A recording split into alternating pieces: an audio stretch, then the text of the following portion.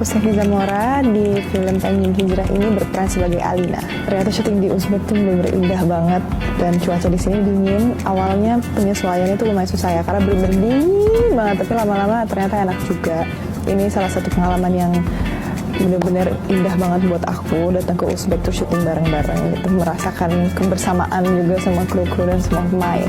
Lokasi yang paling berkesan menurut aku Amirsoy karena indah banget, bener-bener kayak ngeliat apa ya, beda gitu loh kalau di kamera sama di mata tuh bener-bener indah banget, gunung-gunung es gitu kan, terus nggak terlalu dingin kemarin jadi enak banget pas.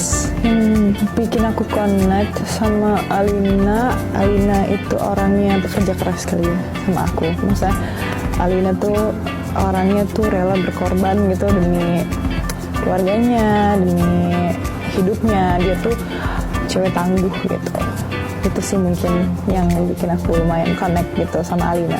Tantangan terbesar meranin karakter Alina, kayaknya nggak ada tantangan yang besar banget karena ini juga ceritanya yang light gitu, karena lokasi aja cuaca sih kayak syuting di luar dan sedingin itu, terus harus berdialog panjang, itu sih challenge-nya.